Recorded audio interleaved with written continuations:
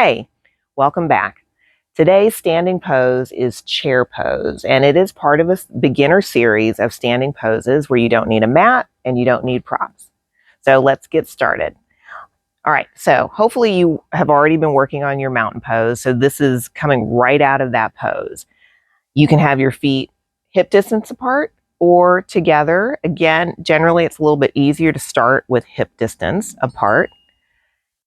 Just like in mountain pose, we want to rock back and forth. Make sure that you are standing on all four corners of your feet, pressing down in the big toe, the pinky toe, both sides of the heel. Okay. And then you're just going to gently bend through the knees, just like you're getting ready to sit down. Okay. Now, you want to still be able to just see the toes peeking out from under the knees, and make sure you put the weight of the body in your heels. That's going to protect your knees. And then you want to sweep the arms up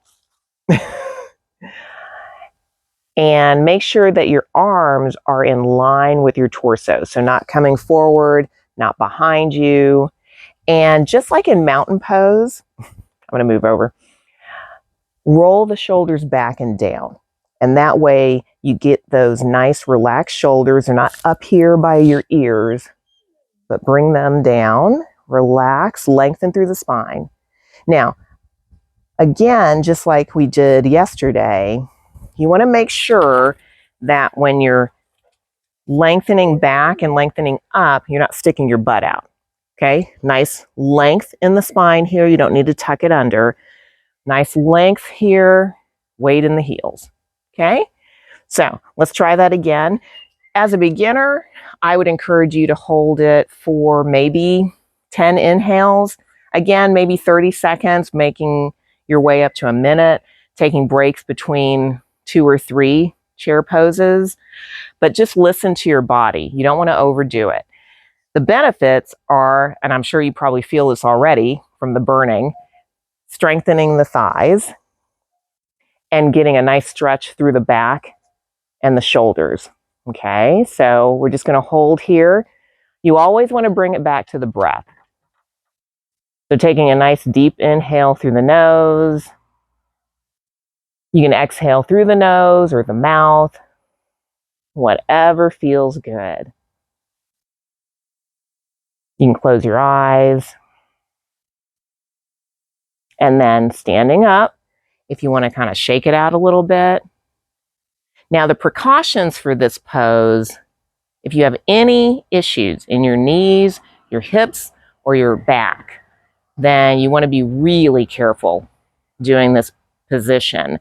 There is a modification, and I'll do a whole series on modifications as well. But for now, you can stand with your back against a wall, just far enough forward so that when you sit back, you can rest your butt up against the wall as support. You still want to keep that alignment where you can see your toes just a little bit and the weight of the body in the heels. Okay, so you can just have that wall behind you to support you. So again,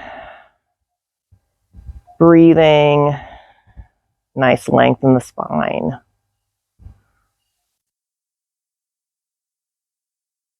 And then standing tall, you bring the hands to heart, step it out. And I forgot to tell you the Sanskrit name, which is one of my favorites, Utkatasana. That is chair pose in Sanskrit. Now, tomorrow, we're going to be doing another standing pose called raised hands pose, a very simple pose, very variation on mountain pose.